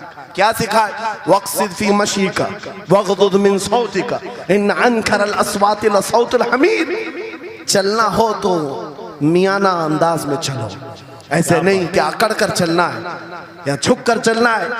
एतदाल के साथ चलो और आवाज को नरम रखा करो। बेशक कुरान कहता है सबसे बुरी आवाज गधे की आवाज है। लोग आज चिल्लाते हैं, एक दूसरे को ठट्टे मारते रहते हैं। ये महफिलों के आदाब भी नहीं, ना ही तुम्हारे अखलाक हैं। इसीलिए शेख सादी ने फरमाया है, तामर्द सुखन न गुफ्ता बाशत ऐबो हुनरश न हुफ्ता बाशत। जब तक आदमी बात नहीं करता, उसकी अच्छाइयां भी मालूम नहीं होती, उसकी बुराइयां भी नहीं मालूम होती। बेशक जब बात करता है तो पता चल जाता है इसके अखलाक कैसे हैं। बात करता है तो समझ में आ जाता है कौन सी कैटेगरी का है। इसलिए अपनी जुबान को ऐसी रखो कि दुनिया तुम्हें आला नस्ल का समझ सके। बात करो तो तमीज के साथ, चीख पुकार करना, एक दूसरे को भूखा इस तरह से बात करना नौजवानों में आज आम हो गया। कुरान कहता है अपनी आवाजों को पस्त करो। एक और बात रब फरमाता वला तुसइर खद्दक लिन्नास, लोगों को से मुंह मोड़ करके बात मत करना। सामने तुम्हारे कोई खड़ा है और तुम इधर घूम करके बात कर रहे हो, ये आज फैशन हो गया है। पीछे पलट करके बात करना, इधर देख करके उसको बात करना, लोग ये समझते हैं फैशन है। मेरा मौला फरमा रहा है ये अखलाक से गिरी हुई हालत है। जब बात करो तो आमने सामने, लोगों से मुंह टेढ़ा करके बात ना करना। ये अखलाक कौन सिखा रहा है? ये कुरान अजीम है। तुम पर्सनालिटी डेवलपमेंट सीखने की बात कर रहे हो, तालीमात इस्लाम को छोड़कर क्या पर्सनालिटी डेवलपमेंट हासिल कर पाओ? तुम्हारे पास सब कुछ है लेकिन सीखना नहीं चाहते। आज तक नौजवानों में से मुझे कोई मिला नहीं इस तरह से कि लोग आते हैं, मुफ्ती साहब बीवी को 2 तलाक दे दिया, 3 तलाक दे दिया, अब क्या करना है, इद्दत कैसे गुजारना है? या ज्यादा से ज्यादा दारुल इफ्ता में आते हैं, मुफ्तियान इकराम होंगे, झगड़े के मसाइल लेकर के आते हैं, बाप मर गए, इसको कितना मिलना है, इसको कितना मिलना है। अरे जिंदगी गुजर गई, कभी आ करके ये क्यों नहीं पूछा मेरे घर में मंगनी हो रही है, शादी हो रही है, ये बताएं मेरे मुस्तफा ने कैसे शादी की? क्या बात है, क्या बात, बेशक। ये क्यों नहीं पूछा? मैं बीमार हो गया हूं, मुझे बताएं रसूलुल्लाह ने बीमारी के आलम में क्या कहने का हुक्म दिया? क्या बात, अगर तलब हो मेरे नबी के पीछे चलने की तो बंदा ढूंढ ढूंढ कर चलेगा, बेशक, ढूंढ ढूंढ कर चलेगा। बेशक। हजरत इमाम अबू यूसुफ के बारे में और बाद में इमाम अहमद बिन हम्बल के बारे में कहा कि आपने कलिंगड़ खाने का बहुत शौक था। तरबूज, आप तरबूज कहते हैं? हाँ, हमारे यहाँ मुंबई में इसको कलिंगड़ कहते। और उन्होंने ये कहा कि ये सुन्नत भी है। मुझे रिवायत मिली है कि हुजूर ने भी खाया लेकिन जिंदगी भर खाए नहीं। मुरीदीन ने पूछा कि हुजूर जब सुन्नत भी है और आपको शौक भी है, खाते क्यों नहीं? कहते हैं अब तक मैं वो तरीका ढूंढ रहा हूं कि मेरे नबी ने कितने टुकड़े करके खाए। अल्लाहु अकबर, अल्लाहु अकबर, वाह वाह। मुझे वो जो तरीका चाहिए। हुजूर के पीछे चलने वाला ढूंढ ढूंढ करके अमल करता है। और आज हमने जिंदगियां ऐसी बनाई हुई हैं कि लगता है दारुल इफ्ता, मुफ्ती और उलमा सिर्फ तलाक के लिए हैं, ये इद्दत के मसले पूछने के लिए, विरासत के मसले पूछने के लिए। अरे हमें भी काम दो, हम ढूंढ ढूंढ कर तुम्हें बताएं मेरे नबी चलते कैसे थे, मेरे नबी बात कैसे करते थे, लोगों से मुसाफा कैसे करते थे, लोगों के सामने आते तो कपड़े कैसे पहनते थे, मेरे नबी की नमाजें कैसी थी, हुजूर जब दस्तरखान पर बैठते कहां से शुरू करते कहां से खत्म करते। इस काम पर भी तो उलमा को लगाया करते ताकि तुम्हें पता चलता मुझे कहीं और से अखलाक सीखने की जरूरत नहीं, दुनिया के सारे अखलाक मेरे नबी के कदमों में मौजूद है। नारे तकबीर, नारे रिसालत, फैज़ाने खानकाए बरकत, फैज़ाने खानकाए बरकत, शेरे रज़ा, शेरे रज़ा, फैज़ाने शेखुल मशाइख, नारे तकबीर, नारे रिसालत, वाह वाह। दर्स कुरान को अगर हमने न भुलाया होता, ये जमाने ने जमाना न दिखाया होता। इको बंद कर दो, इको। कुरान पाक के सिलसिले में मुझे बयान करने का हुक्म दिया गया, बस मैं वही बातें कर रहा हूं। मैं आपको अपने मौजू से जो मुताल्लिक है वो बातें अर्ज करता हूं। कुरान क्या तमीज सिखाता है। आज घर घर के अंदर जो एक बहुत बड़ी बला आई हुई है, हर तीसरा चौथा घर ये शिकायत लेकर के आता है बेटा हाथ से निकल गया, बेटी हाथ से निकल गई। माँ बाप इस बात के लिए रोज परेशान है, बेटा हाथ में नहीं आता, बेटी हाथ में नहीं आती। जहां ये जवान हुए 10वीं पास किया, ये मुंह दिखाते हैं हमको, आंख फिराते हैं हमको। फरमा बरदार बच्चों की कमी बहुत कम हो गई। गलती इन बच्चों की नहीं, उन माँ बाप की भी है। तुमने इनकी तरबियत तो खिलौनों से की है। इनकी तरबियत में तो तुम चाहते थे कि हर संडे इनको पिकनिक पर ले जाएं, बच्चा खुश हो जाएगा, इनको घुमाएंगे फिराएंगे, जो बच्चा मांगेगा सब ला कर देंगे। अरे ये 14 साल का नहीं हुआ, हाथ में मोबाइल भी पकड़ा दिया, सब कुछ कर दिया बच्चे के लिए। और अब बाप ये सोचता है ये 16 साल का हो जाए तो मेरी बात मानना चाहिए। एक बात याद रखो, जमीन में अदरक बो करके गन्ना आने की उम्मीद मत रखना। बेशक बेशक। जो बोते हो वही फसल आती है। मेरे नबी ने फरमाया अल्लिमु औलादकुम सलासा खिसालिन हुब्ब नबीकुम व हुब्ब अहली बैतिही व तिलावतल कुरानिल करीम। मेरे आका की हदीस है, हुजूर फरमाते हैं अपनी औलाद को सबसे पहले 3 बातें सिखाओ, 3 बातें सिखाओ। क्या है? नंबर 1 अपने नबी की मोहब्बत सिखाओ। बेशक सुभान अल्लाह। क्या होगा इससे? तुम जिस बात के लिए आज परेशान हो ना, 16 साल के बाद मेरा बच्चा मेरा फरमाबरदार बने, याद रखो तुम अगर इस बच्चे को नबी की मोहब्बत डालो, 16 साल नहीं तुम्हारा बेटा 60 साल का होगा तब भी सर झुकाकर तुम्हारे साथ खड़ा रहे। क्या बात, बेशक बेशक। तुम उसके दिल में अल्लाह रसूल की मोहब्बत डालो, अल्लाह तुम्हारी मोहब्बत उसके दिल में डाले। बेशक बेशक। ये रिटर्न दिया जाता है। नंबर 1 अपने नबी की मोहब्बत, नंबर 2 रसूल पाक के अहले बैत की मोहब्बत। मेरे आका फरमाते हैं बच्चों को सिखाओ। तीसरी चीज कुरान की तिलावत। ये 3 चीजें सिखाओ सबसे पहले बच्चों को। लेकिन इन 3 चीजों से तो हम बच्चों को छोड़ ही चुके। सबसे पहली चीज जो सिखानी थी वो अपने नबी की मोहब्बत। अजीजा ने गिरामी वखार, आज घर घर के अंदर ये जो मुसीबतें आई हैं, माँ बाप की नहीं सुनता। माँ बाप अगर जवान लोग अभी शादी कर रहे हैं तो अभी से तय कर लो बच्चा होगा, ये ख्वाब नहीं देखेंगे पहले इसको क्या बनाना है। तुम अगर अल्लाह उसके रसूल की मोहब्बत डालने की ख्वाब लेकर उस बच्चे की तरबियत करो, इंशाल्लाह वो डॉक्टर भी बनेगा, इंजीनियर भी बनेगा, प्रोफेसर भी बनेगा, लेकिन साथ में आशिक रसूल भी बने। सुभान अल्लाह सुभान। और जहां ये दौलत लेकर के खड़ा होगा, इसके रसूल की दौलत लेकर खड़ा होगा, और प्रोफेसर भी हो जाए, डॉक्टर भी हो जाए, कुछ भी हो जाए। देखो मशाइख मार रहा जिनके वालिदैन ने उनकी तरबियत की, उनको दुनियावी उलूम का माहिर तो बनाया है, लेकिन आज तक आपने देखा कॉलेज में पढ़ाने वाला प्रोफेसर लाखों मुरीदीन की दस्तगीरी भी कर रहा हो और उनकी शरीयत और तरीकत को बयान भी करता हो। बेशक। नारे तकबीर, नारे रिसालत, फैज़ाने हसनुल उलमा, फैज़ाने हसनुल उलमा। तालीम के लिए, वाह वाह वाह, तालीमात इस्लाम के लिए ये घराना आइडियल है।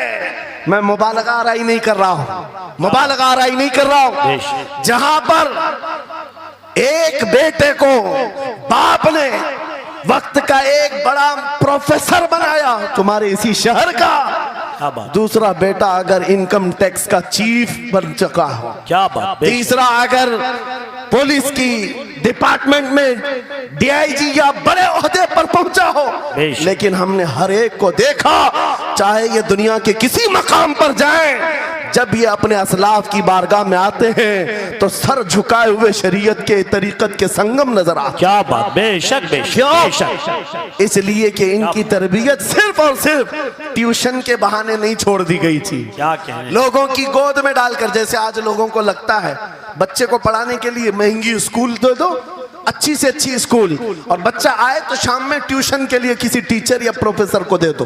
बच्चा तुम्हारी गोद में आया ही नहीं। संडे संडे तो बाप से बच्चे की मुलाकात होती है, और वो भी पिकनिक के नाम पे होती है। क्या कहने, ये हालात जब बच्चों के साथ तरबियत के होंगे तो ये बच्चे जिनसे तरबियत हासिल किए हैं उनके नक्शे कदम पर चलेंगे। लेकिन तुम अगर शरीयत का ट्रांसफर चाहते हो, स्कूल भी पढ़ाओ, ट्यूशन भी पढ़ाओ, लेकिन इश्क़े रसूल की दौलत अपने सीने से इनके सीने में डालो। बिल्कुल बेशक बेशक। अजीज़ा ने गिरामी, मेरा मौला फरमाता है वक़ज़ा रब्बुका अल्ला तअबुदू इल्ला इय्याहु व बिल वालिदैनि इहसाना। माँ बाप के साथ भलाई का हुक्म मेरा मौला फरमाता है। रब ने तुम्हारे फैसला किया है अल्लाह के सिवा किसी की इबादत ना करो, वालिदैन के साथ अच्छा सलूक करो। और कैसा सलूक? वला तकुल्लहुमा उफ़्फ़िन वला तनहरहुमा, उनको उफ तक ना कहो, उनको झिड़क कर बात ना करो। नौजवानों याद रखो, जिस दिन तुमने अपनी माँ या अपने बाप को उल्टा जवाब देना शुरू किया, उस दिन से तुम पर रिज्क के दरवाजे बंद हो जाते हैं, बरकत के दरवाजे बंद हो जाते हैं। और ये तो बड़ी बात है, हजरत मौलाना रोम फरमाते हैं, माँ या बाप बच्चे को बात करने में जिस दिन डरने लग जाए, पता नहीं मेरा बेटा क्या समझेगा बोलूं, जिस दिन वो तुमसे बात करने में डरने लग जाए, समझ लो दुनिया का सबसे बुरा दिन तुम्हारा शुरू हो चुका है। अल्लाहु अकबर, शुरू हो चुका है।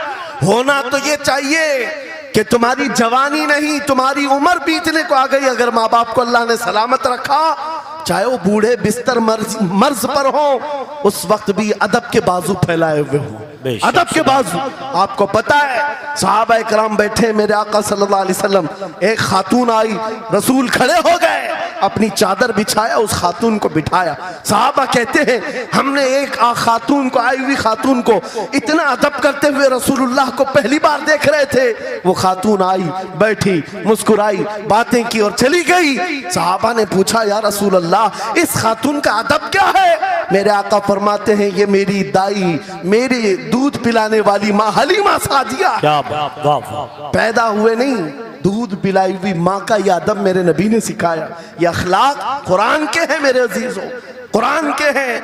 याद रखो नौजवानों, इन बूढ़े माँ बाप को आज जितने लोगों ने तरसाया है और उन्हें घुट घुट कर जीने पर मजबूर किया है, वो आज की रात तौबा करके जाएं, तौबा करके जाएं, मुसाफा करें, उनके हाथ चूमें। ये तुमसे क्या तमन्ना रखते हैं? बस इतनी कि तुम अपने पैरों पे खड़े हो जाओ, ढंग का कमाना सीख जाओ। नौजवान को इनका डांटना बुरा लगने लगता है। माँ बार बार चिल्लाती है, बाप बार बार डांटता है, घर छोड़कर भाग गया, फिर उसके बाद याद रखो अल्लाह ताला ऐसे जूतों पर तुम्हें डाल देता है जो तुम्हारी हैसियत के भी नहीं होते, कमतर लोग तुम्हें हाँकते रहते हैं। इससे बेहतर है हमें पैदा की हुई माँ, हमें दूध पिलाई हुई माँ अगर डांटती है, कोसती है, मारती है, ये नेमत है। बेशक। एक नौजवान के बारे में मैं अक्सर कहा करता, हमारे साउथ का था, बड़ा बिगड़ा हुआ। माँ मेरे पास आई थी, कह रही थी इसको समझा ले, मैं बेवा हूं, मैं बेवा हूं, इसका बाप बचपन में मर गया, ये बच्चा 2 साल का था, मेरा शोहर मर गया, मैं घरों की पतीलियां मांझ मांझ करके इस बच्चे को बड़ा की हूं, लेकिन आज ये औबाश बन गया है। बदमाशों की दोस्ती। मैंने उस नौजवान को बुलाया था, अपने करीब किया, समझाया, अल्लाह ने उसको समझ दे दी। वो लड़का थोड़ा बहुत सीधे रास्ते पर आया और बेंगलुरु गया था कमाने के लिए। मैंने कहा नौकरी कर, तेरी माँ कुछ नहीं चाहती, वो जिंदगी तो गुजार चुकी, अपने हाथों से कमाई है, बस ये चाहती है कि तेरी कमाई का एक लुकमा खा ले। ऐ नौजवान, क्या अपनी माँ को इतना भी सुख नहीं देना चाहता? गया था कमाने के लिए। मेरे अजीजों, आज भी वो मौजूद है, आज भी है। वो कमाया, महीना भर गुजरा था या 2 महीने, अपनी तनख्वाह लेकर के वतन वापस आया। अपने घर के पास जिस दिन वो पहुंचा था, घर के बाहर बहुत भीड़ जमी थी। लोगों से पूछा उसने तो पता चला उसकी माँ आज ही सुबह इंतकाल की। अल्लाहु अकबर। वो पैसों की गड्डी ला करके जो कमाया था 1 महीने 2 महीने की तनख्वाह, माँ के कदमों में रख दिया। बहुत रोया। ये बात मैं तकरीरों में इसलिए कहता हूँ, उसने कई बार कहा मुफ्ती साहब नौजवानों को सिर्फ इतनी बात कहें, मैं इस अजाब में रोज मरता हूँ, मेरी माँ जिंदगी भर लोगों के जूठे मांझ करके मुझे खिलाती रही और मैं एक लुकमा मेरी माँ को खिला ना सका। जिस दिन मैं लाया था पैसे, ये तो दुनिया से चल पड़ी। मुझे आज रोज इस बात का गम सताता है। आप नौजवानों से खिताब करते हैं, कम से कम इनसे कह दें कि तुम्हारे माँ बाप जिंदा हैं, होश में आ जाओ, अपने हाथों से उनको खिला तो सको, उनके हाथ पकड़कर चला तो सको, इसलिए कि दुनिया की अजीम नेमत है। जिसका बाप जिंदा है, जिसकी माँ जिंदा है, उसके हक में वो दुआ कर ले। मेरे आका फरमाते हैं नबियों की दुआ उम्मत के बराबर जो होती है, वो बाप की दुआ बेटे के बराबर होती है। आज मैं गुफ्तगू समेटता हूँ, ख़त्म कर देता हूँ, इसलिए कि अखलाक इस्लाम बहुत वसी मौजू है, बहुत वसी मौजू है। लेकिन आपके लिए सिर्फ इतनी बात काफ़ी है कि कुरान को छोड़ करके अगर दूसरी जगह सीखने जाओगे तो मारे मारे फिरोगे। आज वापस आ जाओ उसी कुरान पर जिसको मेरे आका ने हमारे उरूज का जरिया बनाया है, हमारी तरक्की का रास्ता बनाया है। जानते हो जब दुनिया के पास पार्लियामेंट नहीं थी, चलाने के लिए उसूल नहीं थे, पूरी दुनिया को कुरान ने उसूल बताए हैं, कानून बताए हैं। इस एक कुरान से फ़िक़्ह हनफी मिला, फ़िक़्ह शाफ़ई मिला, फ़िक़्ह हम्बली मिला, फ़िक़्ह मालिकी मिला। ये तो 4 मैंने नमूने बताए, 1 2 नहीं 18 फ़िक़्ह की तदवीना पूरी दुनिया में मौजूद है। इस कुरान पर लिखी जाने वाली तफसीरों की तादाद पूरी दुनिया की किताबों से सबसे ज्यादा है। 700 तफसीरों के नाम मेरे पास मौजूद हैं, हर तरह से अलग अलग तफसीर की गई है। दुनिया की मुख्तलिफ जुबानों में इसके तर्जुमे किए गए। वो एक कुरान ऐसा है जो आज भी बबांगे दोहल पूरी दुनिया को चैलेंज कर रहा है। अगर तुम अल्लाह की बात को झूठा मानते हो, कुरान की तरह एक आयत ला करके बता दो, एक सूरत ला करके बना दो। आज दुनिया तरक्की बहुत कर चुकी होगी, टेक्नोलॉजी पर ये पाबंदे सलासिल कर चुकी और चांद पर कमंदे डाल चुकी, सूरज की शुआओं को कैद करके करंट बना दिया हो, सयाल मादे से दुनिया ने केमिकल बना दिया, सब बना दिया। लेकिन एक बात तय है, पूरे इंसान मिल जाएं, पूरे जिन्नात मिल जाएं, मेरा मौला फरमाता फिर भी वो कुरान के मिसल नहीं ला सकते। बेशक बेशक, वाह, कुरान के मिसल नहीं ला सकते। ये मौजज़ा तुम्हारे पास है, ये मौजज़ा तुम्हारे पास है, दुनिया के पास ये दौलत नहीं। उठो वगर ना हश्र ना होगा फिर कभी, दौड़ो के जमाना चाल अपनी चल गया। मेरे अजीजों, आखिरी बात, ये सारे उलूम तो कुरान में हैं, अखलाक भी कुरान में है, तिजारत के उसूल भी हैं, शादीशुदा जिंदगी के उसूल भी हैं, माँ बाप के साथ हुस्न सुलूक भी है, बच्चों की तरबियत भी है, पड़ोसियों से मामलात भी हैं, उस्ताद और शागिर्द के हुकूक भी बयान किए गए हैं। ये सारे फील्ड अपनी जगह पर, लेकिन कुरान का जो गाज़ा है, कुरान की जो रूह है, कुरान का जो खालिस शहद है, वो क्या है? कुरान पढ़ने वाले को सबसे बड़ी दौलत अगर कोई मिलती है तो अपने नबी से बेइंतहा इश्क करने की दौलत मिलती है। आगाज से आखिर तक कुरान है नाते मुस्तफा, महबूब के बयान का कैसा अनोखा ढंग है। जुनैद बगदादी के जमाने में एक आर्टिस्ट आया था, एक मुसव्विर, लोगों की मुंह बोली तस्वीर खींचता था। अगर कोई आता अपनी महबूबा के बारे में कहता, उसकी आंखें ऐसी, उसकी नाक ऐसी, उसकी भवें ऐसी, उसकी पेशानियां ऐसी, वो उसी तरह से तस्वीर निकालता था। आर्टिस्ट था और लोगों की कतारें लगी थी अपने अपने महबूबाओं की तस्वीरें निकालने के लिए, इसलिए कि आपकी तरह मोबाइल उस जमाने में नहीं थे जो हर घड़ी खींच लिया करें। वो जुनैद बगदादी का दौर, आर्टिस्ट तस्वीर निकालता था। जब ये बात पता चली, हजरत जुनैद बगदादी भी उस मुसव्विर के घर चले गए, लाइन में खड़े हो गए। जब आपका नंबर आया तो उस मुसव्विर ने पूछा, मौलाना आपका क्या काम है? वक्त के सैयदुत ताइफा का, मैंने सुना है तू लोगों के महबूबाओं की तस्वीरें खूबहू खींच कर देता है, मैं चाहता हूं मेरे भी महबूब की तस्वीर खींचो। वाह वाह। तो उसने कहा बताओ, कलम लिया, बैठा, बताइए आपके महबूब का हुलिया क्या है?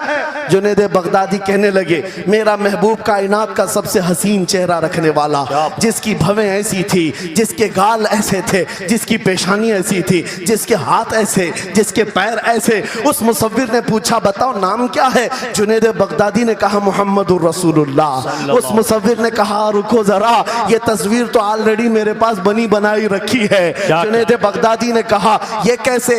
लोगों की ऑर्डर पर तू तस्वीर बनाता है, मेरे महबूब की तस्वीर पहले से कैसे रखी है? उस मुसव्विर ने कहा, बात दरअसल ये है, आप जिससे मोहब्बत करते मैं भी उससे मोहब्बत करता हूँ, हम दोनों का महबूब एक है, इसलिए तस्वीर पहले से बनी रखी है। जुनैद बगदादी ने कहा, अच्छा लाओ तो जरा हमारे महबूब की तस्वीर देख तो ले। वो मुसव्विर अंदर गया और कुरान पाक ला करके जुनैद बगदादी के सामने रखा और कहा, जुनैद क्या ये मेरे नबी की तस्वीर नहीं है? आंखें देखना हो तो पढ़ो, मा ज़ागल बसर हुआ मा तगा, चेहरा देखना हो तो पढ़ो, वद्दुहा वल्लैलि इज़ा सजा, हाथ देखना हो तो पढ़ो, वमा रमैत इज़ रमैत वलाकिन्नल्लाह रमा, अगर कदम देखना हो तो पढ़ो, ला उक़सिमु बिहादल बलद व अंत हिल्लुम बिहादल बलद, अगर सीना देखना हो तो पढ़ो, अलम नशरह लका सदरक व वदअना अन्का विज़रक, अगर इस नबी की गुफ्तार देखना हो पढ़ो, वमा यंतिकु अनिल हवा इन हुवा इल्ला वहयु यूहा, इस महबूब की अताएं देखना हो तो पढ़ो, इन्ना आतैना कल कौसर। बाबा, नारे तकबीर, नारे रिसालत, फैज़ाने कुरान मुक़द्दस, फैज़ाने कुरान मुक़द्दस, फैज़ाने खानक़ाह मारहिरा, आगाज से आखिर तक कुरान है नाते मुस्तफा, महबूब के बयान का कैसा अनोखा ढंग है। ये तालीमात इस्लाम कॉन्फ्रेंस है, कुरान की तालीमात से ये बात मुझे कहना जरूरी था। कुरान सिर्फ अखलाक की तालीम नहीं, सिर्फ मुआशियात की तालीम नहीं, बल्कि कुरान इश्क रसूल की तालीम देता है और हुब्बे रसूल सिखाता है। इसलिए हम उसी हुब्बे रसूल के साथ इस जलसे का इख्तिताम करते हैं। उस कुरान की तालीम ऐरे गैरे से भी नहीं हासिल करना, बुझे हुए दिल से भी नहीं लेना, अंधे लोगों से भी मत पढ़ना जो कुरान तो पढ़ा देंगे कुल हु अल्लाहु अहद, लेकिन बाद में ये नहीं बताएंगे किस पर उतरा था। कुरान अगर पढ़ना है तो कंजुल ईमान से पढ़ा करो। जहां बरेली का इमाम ये भी बताएगा, कुरान पढ़ने वाला अपने नबी को ये नहीं कहेगा मेरा नबी मेरे जैसा था या उसका इल्म ऐसा था वैसा था, बल्कि बरेली का इमाम बताएगा कुरान पढ़ने वाला अपने नबी को यूं कहेगा, सरवर कहूं के मालिक को मौला कहूं तुझे, बागे खलील का गुले ज़ैबा कहूं तुझे, तेरे तो वस्फ ऐब तनाही से हैं बरी, हैरान हूं मेरे शाह मैं क्या क्या कहूं तुझे, लेकिन रज़ा ने खत्म सुखन इस पे कर दिया, खालिक का बंदा खल्क का आका कहूं। रहमतुल्लाहि व बरकातुहू।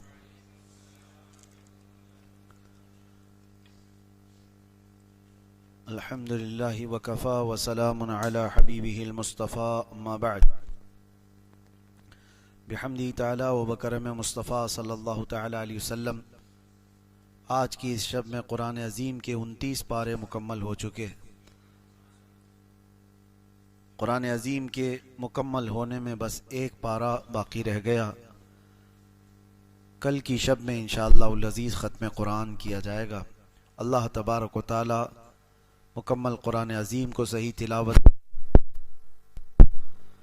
तजवीद के साथ समाअत करने की तौफ़ीक़ अता फ़रमाए। आज हमने सूरे मुल्क की तिलावत से शुरुआत की। सूरे मुल्क की फजीलत में बाज़ाब्ता हदीसें आई हुई हैं। जो बंदा इसको रोज़ाना तिलावत करता है उसकी कब्र को रोशन कर दिया जाता है। सूरे मुल्क को आम जुबान में तबारक भी कहते हैं। अक्सर आप देखते होंगे बहुत सारे जहां पर किसी का इंतकाल हो जाए उसके बाद तबारक पढ़ाने का एहतमाम होता है। इसकी फजीलत है। जो बंदा रोजाना तिलावत करता है फरमाया गया उसकी कब्र रोशन होती है और नूर से भर दी जाती है। और एक रिवायत यह है जैसे ही उस बंदे का इंतकाल होता है जो रोजाना सूरे मुल्क पढ़ता था तो ये सूरे अल्लाह के पास जाती है। इस बंदे को अभी कब्र में रखा गया होता है जब तक ये सूरे अल्लाह के पास जाती है और अल्लाह से अर्ज करने लगती है कि ए मौला जो मुझे तिलावत करता था तू उसे बख्श दे, उसे जन्नत अता कर। तो ये सूरे अल्लाह तबारक व तआला से बहस करती है। यह लफ्ज तो यहां तक भी आया है झगड़ा करती है और पूछती है कि ए अल्लाह क्या मैं तेरे कलाम का हिस्सा नहीं हूं? रब ताला फरमाता है क्यों नहीं, तू मेरे कलाम का हिस्सा है। तो सूरह मुल्क कहती है अगर मैं तेरे कलाम का हिस्सा हूं तो मुझे जो पाबंदी से पढ़ता था उसकी बख्शिश कर दे। तो रब तबारक व तआला उसकी सिफारिश पर वो इतना बहस करती है सूरह मुल्क अपने रब से, और ये तक भी कहती है कि अगर मैं तेरे कलाम का हिस्सा नहीं हूं तो मुझे इससे अलग कर दे। अगर उसकी बख्शिश नहीं हो सकती तो मुझे अलग कर दे।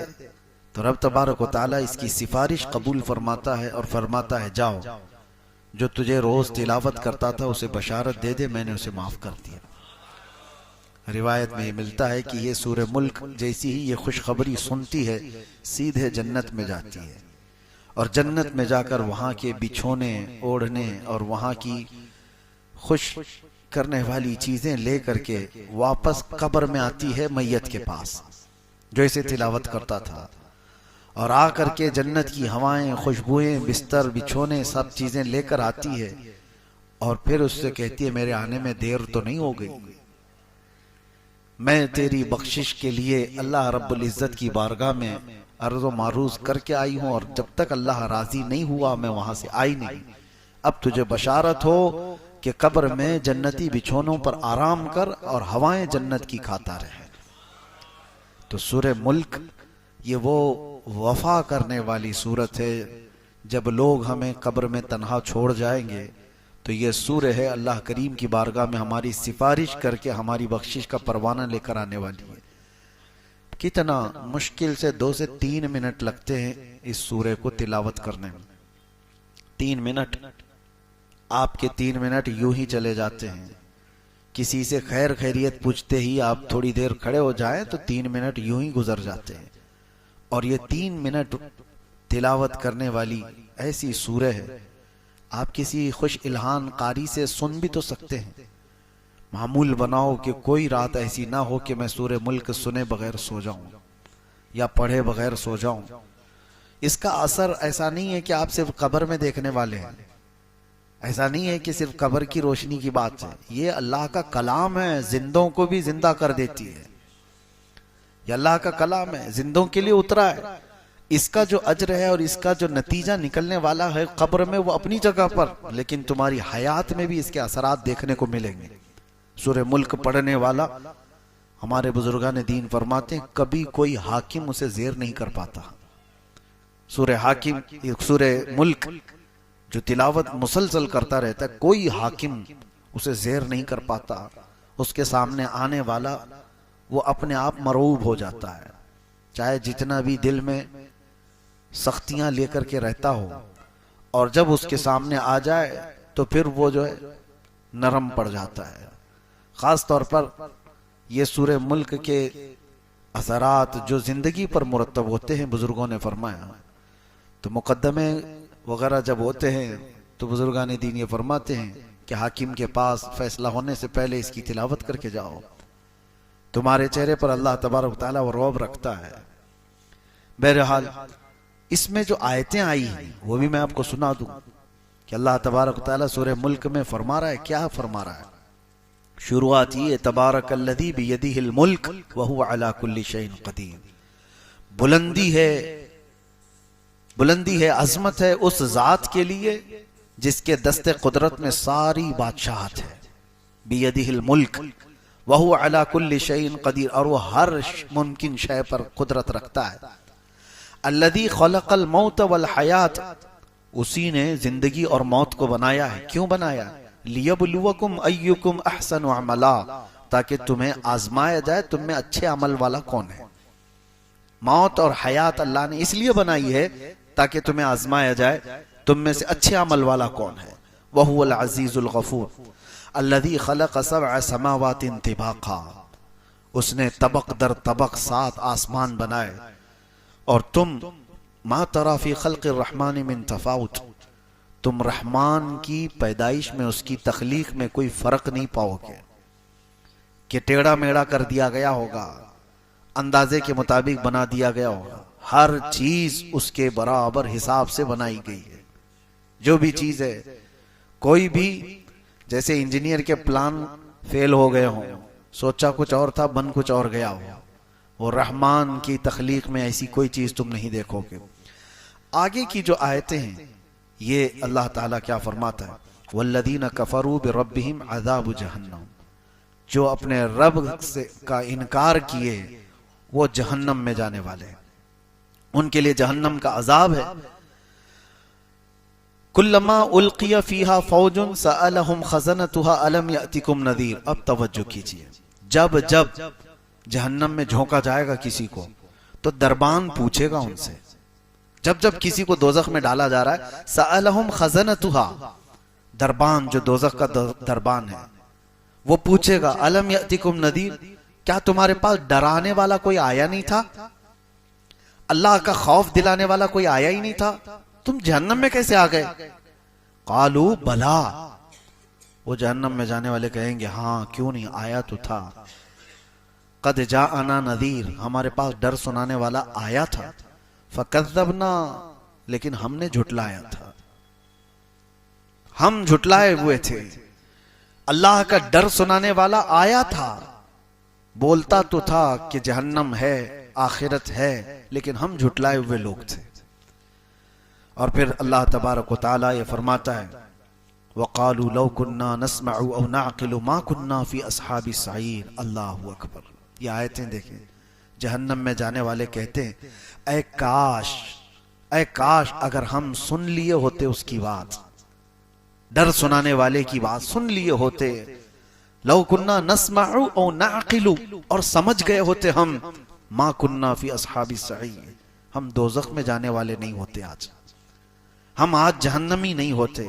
फ़अतरफ़ू बिज़ंबिहिम, वो सब अपने गुनाहों का इकरार करेंगे। वहां पर जितने भी दोज़ख में जाने वाले हैं वो ये नहीं कहेंगे पता नहीं मुझे क्यों डाला गया है, अरे चूक करके आ गया हूं मैं इधर। नहीं, जो जहन्नम में जाएगा वो बोलेगा हाँ मेरी गलती थी, एतराफ करके जाएगा। और वो नहीं करेगा तो उसके आज़ा बोलेंगे अल-यौम नख्तिमु अला अफ़वाहिहिम व तुकल्लिमुना अयदीहिम व तशहदु अर्जुलुहुम बिमा कानू यक्सिबून। रब ताला फरमाता है आज के दिन तो हम तुम्हारे मुंह पर मोहर लगा देंगे, तुम्हारे हाथ और तुम्हारे पैर हमसे बात करेंगे जो कुछ तुम किया करते थे। जहन्नम में जाने वाला, जेल में आने वाले आधे से ज्यादा वो बोलते हैं मैं तो निर्दोष हूं, मैं कुछ किया ही नहीं, मुझे फंसाया गया है। तकरीबन हर कोई, मर्डर वाला भी बोलता है मुझे फंसाया गया है। और जितनों को देखा गया है वो सब ये कहते हैं। यहां अलग मामला है, जेल में आने वालों को हमने देखा है पहले तो कोई इकरार नहीं करता, ना पुलिस के पास, ना कोर्ट में, और ना अंदर आने के बाद। वो तो दोस्ती यारी में बैठे बैठे अपने कच्चे चट्टे सुना देते हैं, लेकिन एतराफ करता नहीं कोई कि मैंने वो किया ये किया। बड़े बड़े जुर्म हो या छोटे हो सब यही बोलते मुझे फंसाया गया है। अब बड़े बड़े लोगों पर, नेताओं को भी देखो जब केस लगते हैं तो यही बोलते हैं साजिश के तहत मुझे ये किया गया है। लेकिन कयामत में ऐसा नहीं होगा। जो दोज़ख में जा रहा होगा वो ये नहीं बोलेगा लोगों ने मुझे फंसाया और मैं यहां आ गया, वो कहेगा काश मैं सुन लिया होता डर सुनाने वाले की बात, रसूलुल्लाह की बात सुन लिया होता, मैं दोज़ख में नहीं आता। फ़अतरफ़ू बिज़ंबिहिम, अल्लाह फरमाता है वो अपने गुनाहों का एतराफ करेंगे। फ़सुहक़न लिअस्हाबिस सईर, बहुत ही बुरा हो दोज़ख में जाने वालों का। इन्नल लज़ीना यख़शौना रब्बहुम बिल ग़ैब लहुम मग़फ़िरतुन व अज्रुन कबीर, बेशक वो लोग जो अपने रब से डरते थे बगैर देखे अल्लाह को, ये वो लोग हैं जो अल्लाह को देखे नहीं और डरते थे। अल्लाह फरमाता उनके लिए मग़फ़िरत है और अजर कबीर है, उनके लिए अजर अजीम है। ये सूरह पूरी अल्लाह तबारक व तआला ने जहन्नम के मुतालिक, वहां जाने वालों के मुतालिक फरमाया। और एक आयत है और एक सूरह है जो सूरह हाक्का है। सूरह हाक्का, हाक्का जो है ये कयामत को ही कहा गया है। हाक्का क्या है? अल-हाक्कतु मल-हाक्का, वाक़े होने वाली, यकीन के साथ वाक़े होने वाली क्या चीज है तुम जानते हो? वो कयामत है। कयामत का पूरा तज़किरा अल्लाह ताला यहाँ बयान फरमा रहा है, ये सूरह हाक्का। कभी आप कुरान उठाना, तर्जुमा पढ़ लेना, सिर्फ तर्जुमा भी पढ़ो इन आयतों का, आपके जिस्म कांप जाए। अल्लाह ताला फरमाता है ये वही कायम होने वाली चीज है जिसका इनकार कौम समूद ने भी किया, कौम आद ने भी किया। हजरत सालेह अलैहिस्सलाम की जो कौम थी वो कौम समूद, और हजरत हूद अलैहिस्सलाम की कौम थी वो कौम आद।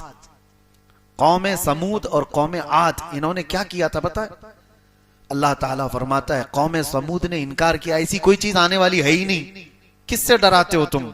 कयामत वयामत क्या चीज है ये? अल्लाह ताला ने उनको ऐसा हिलाक किया, फ़अहलिकू बित्ताग़िया, उनको अल्लाह तबारक व तआला ने सख्त तरीन हिलाकत में बर्बाद किया। कौम समूद कैसे हिलाक हुई वो बताता हूं।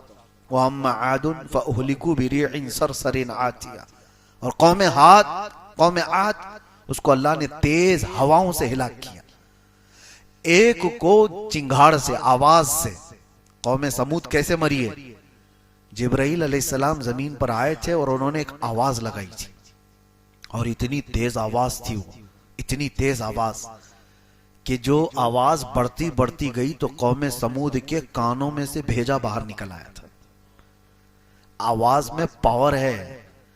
आज जो बम फटता है ना उसमें बारूद कम होता है, उसकी जो आवाज होती है उसी से सारी चीजें टूट जाती हैं। बारूद उससे हिलाकत उतनी नहीं, जो हाई पावर का जो आपकी आवाज है, आवाज बहुत ताकतवर चीज है। कभी आप रोड पे बहुत तेज आवाज में डीजे बजाए तो यहां की दीवारें हिलने लग जाए। क्यों हिलती हैं? आवाज से क्यों चीजें हिलती? आवाज में बहुत पावर है, बहुत ताकत है। ये तो हल्की आवाज है, जितना सुनने की तुम्हें ताकत है उतना ही सुन पाते हो। ओवर हो गई तो कान फट जाएंगे। कान फट जाए। और जिब्राइल अलैहिस्सलाम ने जब आवाज लगाई थी, वो अल्लाहु अकबर, वो सैयदुल मलाइका है, अल्लाह ने अजाब के लिए उनको भेजा था। और फरिश्ते की चिंगाड़ से वो सारी की सारी कौम हिलाक हुई थी। दूसरे दिन जब सुबह उनको देखा गया तो उनके कानों से भेजा निकला हुआ था। कौम समूद, उनको हिलाक किया गया। कुरान ये कह रहा है कयामत का इनकार करने वाले लोग थे, कयामत कोई चीज नहीं। और कौम आद को अल्लाह ने तेज आंधी भेजी, सख्खरहा अलैहिम सबअ लयालिन व थमानियत अय्याम, सात रातें और 8 दिन तक मुसलसल हवा चलती रही थी कौम आद पर, बहुत तेज आंधी चलती थी और उसमें सबके सब हिलाक हो गए थे। ये हजरत हूद अलैहिस्सलाम की कौम। अब यहां पर अल्लाह ताला क़यामत का जिक्र फरमाते हुए आगे इरशाद फरमाता है, कब तक तुम इनकार करोगे? फ़इज़ा नुफ़िख़ फ़िस्सूरि नफ़ख़तुन वाहिदा, जब वो सूर फूंकी जाएगी। सूर क्या चीज है ये भी देखें, आवाज ही है। कयामत भी आएगी आवाज से ही। हजरत इसराफील अलैहिस्सलाम अल्लाह के फरिश्तों में से एक वो फरिश्ते हैं जिनके हाथ में एक सूर बाजे की शक्ल की, वो कैसी है पता है कि जैसे सींग की शक्ल होती है, बैल का सींग, उसी की बड़ी शक्ल। वो हजरत इसराफील अलैहिस्सलाम हाथ में लेकर तैयार खड़े हैं। अभी भी उनको हुक्म होगा कि अब इसमें फूंक मारो, तो उसकी आवाज धीरे धीरे धीरे बढ़ती जाएगी और रूए जमीन पर जितने लोग हैं वो जब आवाज सुनने लगेंगे कि जो जहां है वो सकते में खड़ा हो जाएगा। और उसके बाद ये होगा कि उस सूर की आवाज इतनी तेज होगी, हदीस पाक में है उस वक्त जो औरतें हमल से होंगी उनके पेट से बच्चा बाहर निकल जाएगा, हमल उनका। अल्लाह तबारक व तआला ने फरमाया तदअ कुल्ल ज़ाति हमलिन हमलहा, तुम देखोगे उस दिन कि हमल वाली औरत उसका बच्चा गिर जाएगा आवाज से। और दूध पिलाने वाली बच्ची, यौम तरन्नासु तज़हलु कुल्लु मुर्दिअतिन अम्मा अर्दअत, अल्लाह फरमाता है दूध पिलाने वाली औरत अपने बच्चे को उठाकर फेंक देगी ऐसे। आज तक कभी देखा किसी को? और ये उस आवाज के बाद। और क्या, कोई कपड़ा काट रहा था वो कैंची फेंक देगा, कोई हल चला रहा था वो हल फेंक देगा। यानी जो जिस हाल में था वो सारी चीजें फेंक कर सकते में आ जाएगा। ये फ़इज़ा नुफ़िख़ फ़िस्सूरि नफ़ख़तुन वाहिदा, जब ये सूर फूंकी जाएगी। वहुमिलतिल अर्दु वल जिबालु फदुक्कता दक्कतन वाहिदा, अल्लाह ताला फरमाता है जमीन को और पहाड़ों को मिला दिया जाएगा, उठा दिया जाएगा। और ऐसे कि एक झटके में ये पूरे पहाड़ रुई के पाए की तरह से उड़ रहे होंगे। अब यही आयतों की तफसीर पढ़ना हो तो आगे आप पढ़ो, इज़ा शम्सु कुव्विरत व इज़ा नुजूमुन कदरत व इज़ल जिबालु सुय्यरत व इज़ल इशारु उत्तिलत। अल्लाह फरमाता है पहाड़ चलाए जाएंगे, व इज़ल बिहारु सुज्जिरत, और समंदरों में आग लगाई जाएगी, तारे टकरा दिए जाएंगे, चांद और सूरज फट जाएंगे। क्या होगा उस वक्त? और रब ताला फरमाता है फ़यौमइज़िन वक़अतिल वाक़िआ, फिर वो वाक़े होने वाली चीज तो वाक़े होकर रहेगी, कुछ नहीं कर पाओगे। वल मलकु अला अरजाइहा व यहमिलु अर्श रब्बिका फ़ौक़हुम यौमइज़िन थमानिया, उस दिन अल्लाह ताला का अर्श उठाने वाले 8 फरिश्ते होंगे जो रब का अर्श उठाए हुए होंगे। ये क़यामत का तज़किरा चल रहा है, तवज्जो।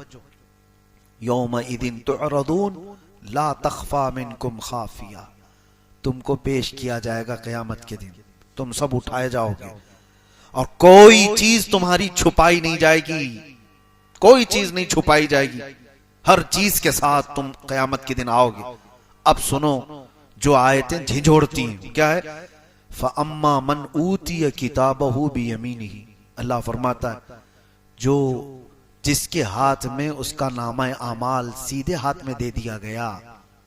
फ़अम्मा मन ऊतिय किताबहु बियमीनिही, सीधे हाथ में जिसका नामा आमाल पकड़ा दिया गया।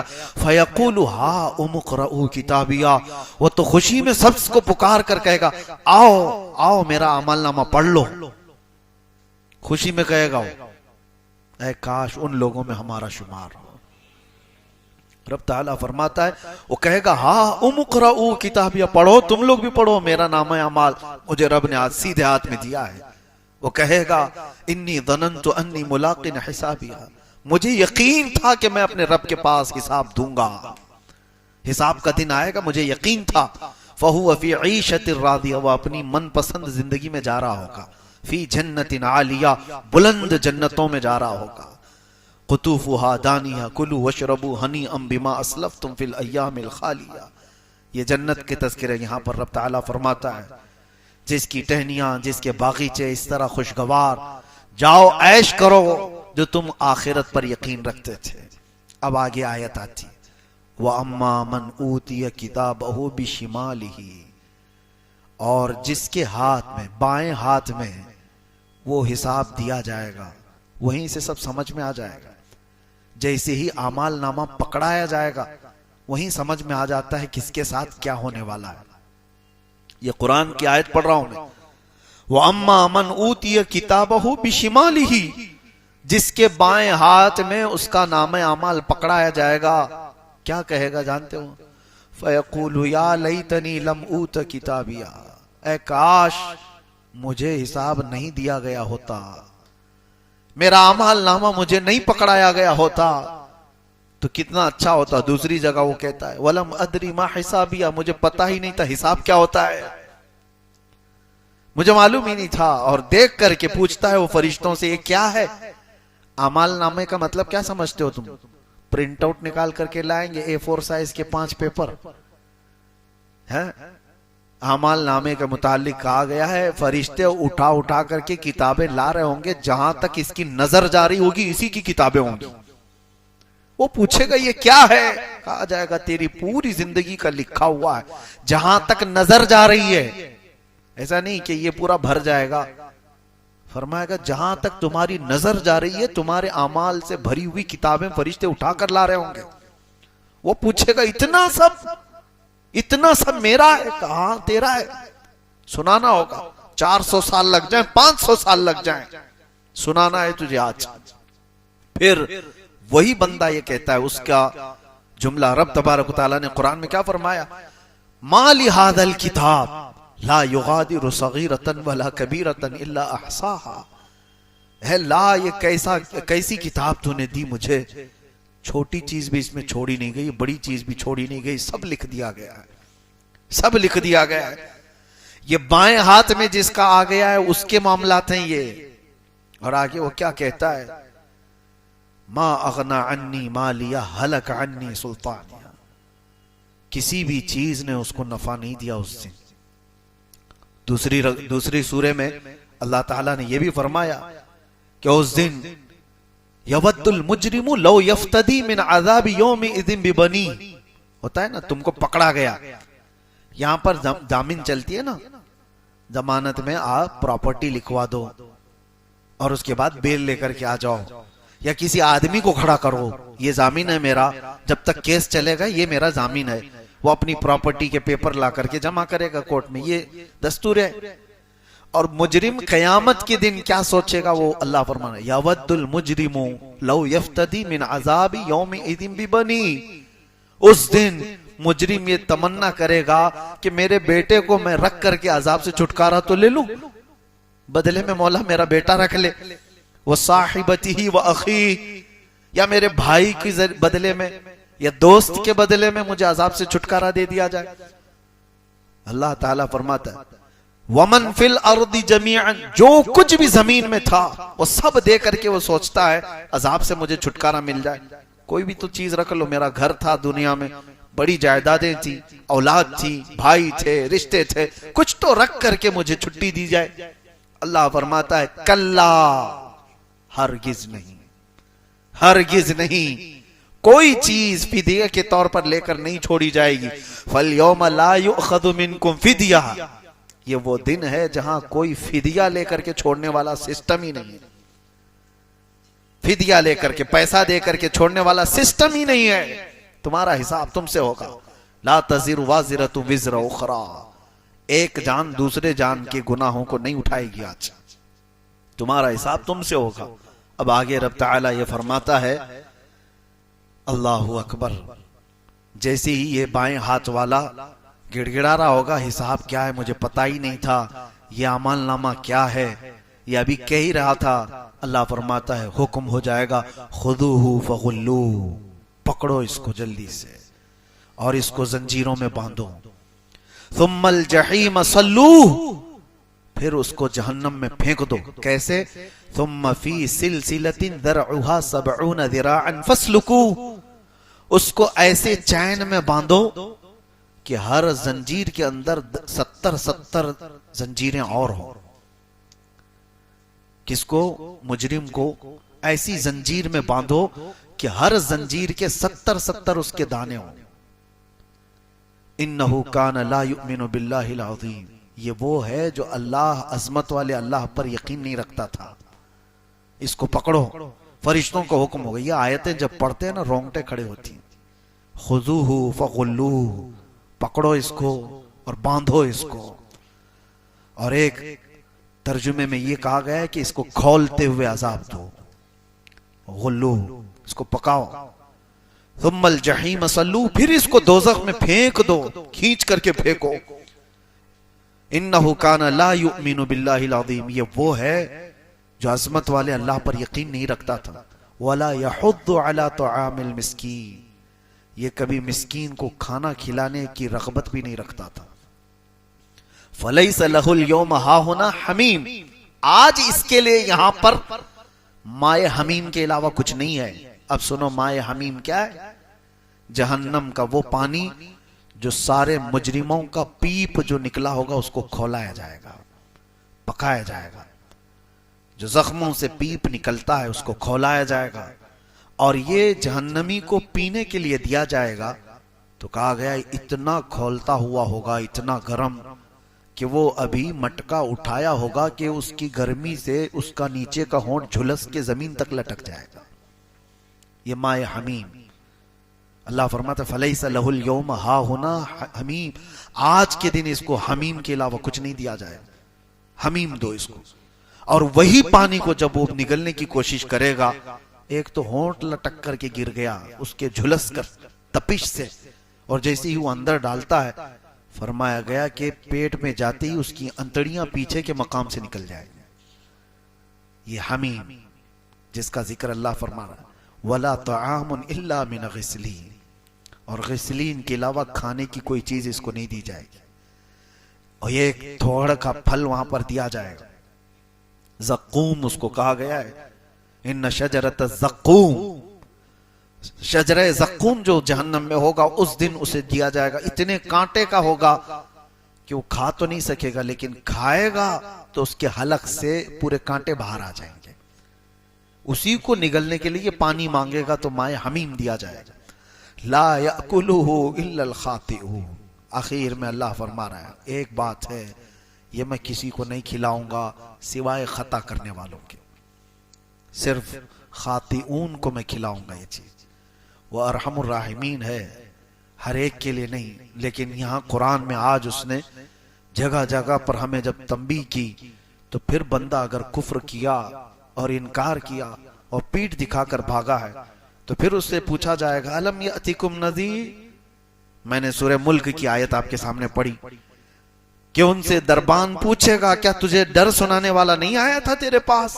कालू भला, हाँ आया था। फकज़्ज़बना, हम ही झुटलाए हुए थे, हमने उसकी बात नहीं मानी थी। इसीलिए आज ले उनकी पनाह, आज मदद मांग उनसे, कल ना मानेंगे कयामत में अगर मान गया। कयामत के दिन तो बहुत लोग वहां की हैबत देख करके मानने को तैयार होंगे, लेकिन आज मान जाओ। अपने आप को जहन्नम के अजाबात का जिक्र करके जो बंदा डर गया, उसके लिए बशारत सुनाकर मैं अपनी गुफ्तगू खत्म करता हूं। वैसे सूरतें बहुत हैं आज जो हमने तिलावत की, जैसे कयामत का ये जिक्र पूरी सूरे में है, अल-हाक़्क़तुम अल-हाक़्क़ा। इसी तरह पूरी सूरे क़यामा भी है, ला उक़सिमु बियौमिल क़ियामा, 29वें पारे में, वला उक़सिमु बिन्नफ्सिल लव्वामा, अयहसबुल इंसानु अल्लन नजमअ इज़ामा। क्या इंसान ये गुमान कर बैठा है कि हम उसकी हड्डियां नहीं जोड़ पाएंगे?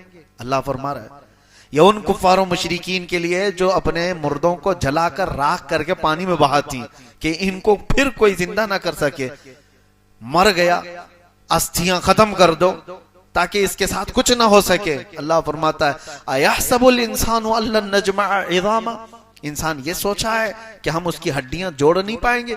बला कादिरीन अला अन नुसव्विय बनाना, हम उसके पोर पोर को जोड़ने पर कुदरत रखते हैं। जो रब ताला तुम्हें पानी के एक कतरे से पैदा किया हो मां के पेट में, क्या वो तुम्हारे खत्म होने के बाद दोबारा नहीं जिंदा करेगा? अलैसा ज़ालिका बिकादिरिन अला अन युहयियल मौता, ये अल्लाह ताला को सूरह क़यामह की आखिरी आयत में फरमाता है, क्या तुम ये सोचते हो कि वो कुदरत नहीं रखता मरने के बाद दोबारा जिंदा करने पर? और एक आयत ये भी मैं सुना दूं, क़यामत आने के वक्त जो तज़किरे अभी मैंने किया उसमें एक आयत सूरह क़यामह में ये है, अल्लाह ताला फरमाता है बल युरीदुल इंसानु लियफजुर अमामा। ये एक टॉपिक ही अलग है लेकिन मैं सुनाता हूं। अल्लाह फरमा रहा है अक्सर इंसान ऐसा है वो चाहता है कि उसके सामने बेहयाई हो, उसे देखने की ख्वाहिश है, बेहयाई और बुराई देखने की ख्वाहिश करता है। बल युरीदुल इंसानु लियफजुर अमामा, उसके सामने बेहयाइयां हो। रास्ते में जो झगड़ा हो रहा हो ना तो देखना जल्दी से बहुत जल्दी जमा हो जाएंगे लोग, और किसी को मदद करना हो तो दो लोग भी नहीं खड़े होंगे। झगड़े देखने के लिए बहुत जल्दी आदमी जमा हो जाता है। कोई सरकार